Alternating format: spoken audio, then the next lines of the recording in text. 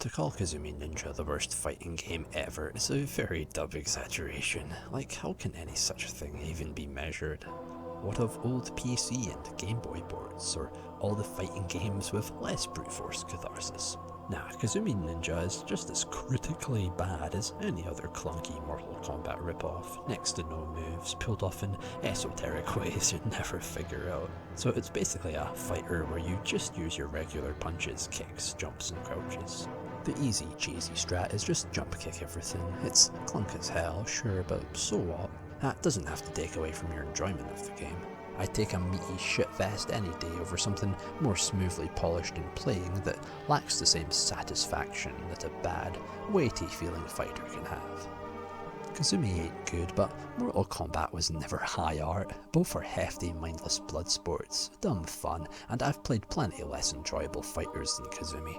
This is your average hot garbage fighter with jank, satisfying to wrestle down. The story is about an evil demon guy and body-stealing ninjas who gotta try stop him. The art style is stone patterns. I like the menu's blood pouring down like rain on a car window, and the parental lock system, a key for changing the blood setting. Pretty funny to think your mum would need to set this shit up just to turn off the stupid cartoony ketchup spills as opposed to, you know, just not buying you the game.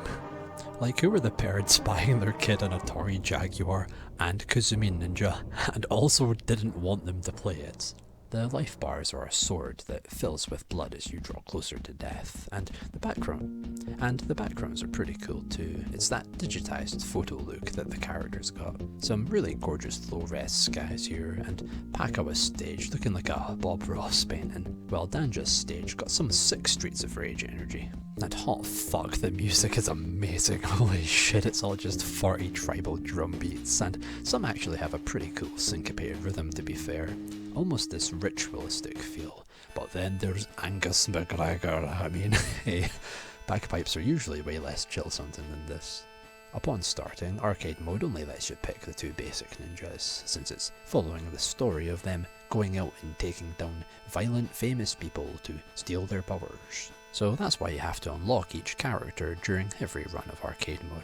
I get it being redundant, but any character you want to play as is just one easy entry fight away, so I appreciate them sticking to the story concept. But it's weird that they made a whole 3D engine just for the menus, right? Like, I'd almost think this 3D section was going to be a bigger part of the game or something. Like some sort of ambition that had to be held. People say it's inconvenient, but you can just press left or right and treat it like a regular menu anyway, so I don't know what the fuss is. I think it's a really cool little space. So the characters, there's Martial Arts Bro, the King of the Goths, Caveman, Amazones, the World Kickboxing Champion, a street fighting assassin, and some Scottish guy who just loves to brawl. Yes, Angus McGregor, the pride of my people. This reminds me a lot of that one scene in the Painted Patties SpongeBob episode where there's just that one fish wearing a kilt who goes, "Hi, they remind me of home." I'm getting that right now. No, I know what we all thinking. I need to address the big issue. Okay, look, so I don't want to talk about it either, but we all just gotta have to accept this fact. Okay, I am Scottish. Look, I'm sorry, but there's just no getting around it. Okay, I don't like it either, but we just gotta move on, I think. And as a Scot, it's finally nice to have some representation in video game format. Every other character is like some kind of master or historical icon, but no, motherfucking Angus McGregor is just some prick who loves to start fights. It's great, I swear, and this photo of his stage, this view, this castle, I'm pretty sure it's Urquhart Castle next to Loch Ness. I'm almost certain, in fact, because I used to live pretty close to here.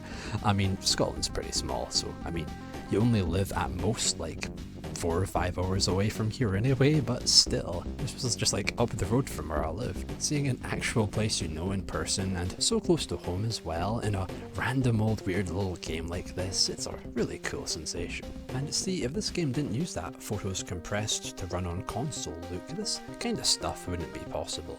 I'm serious, scruffy low-cost techniques like this rock because of shit like this. This photo to sprite looks likely just something for saving time and money, yet it gives the game that homemade, down-to-earth touch, like just sharing photos of places that you think look cool with others. It's really great.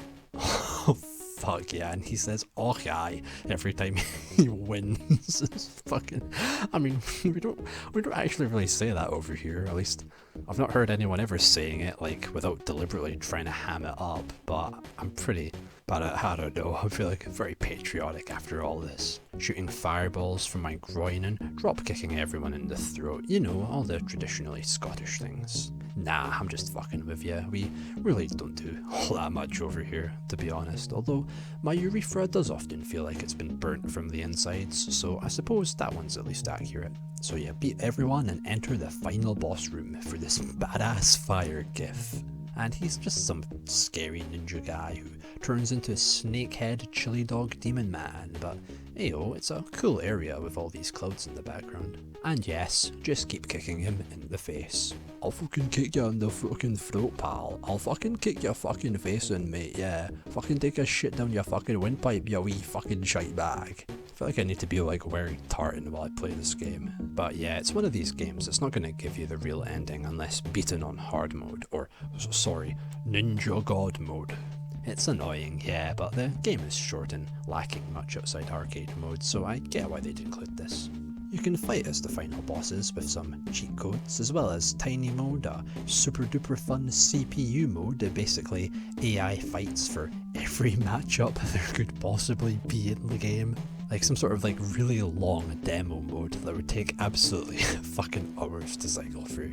Like just imagine some old electronics shop having this mode running all day long in some dusty corner of the store, barely touched or played by anyone, just waiting for some poor unsuspecting fool to give it a try and then never proceed to buy a Jaguar. Hell, maybe that demo kiosk is still running this mode to this day, still not having reached the end of this fucking huge goddamn fucking Kasumi Ninja Marathon Showcase playlist. But yeah, Kasumi Ninja is a game alright, but there's plenty of Mortal Kombat clones out there, doing everything as wrong as this one does, but also with less scrappy charm.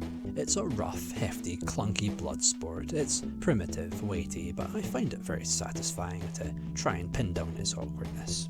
Also, I just like that the CPU opponent is always referred to as Jaguar, as if the console has had enough of your shit and is about to threaten me with violence.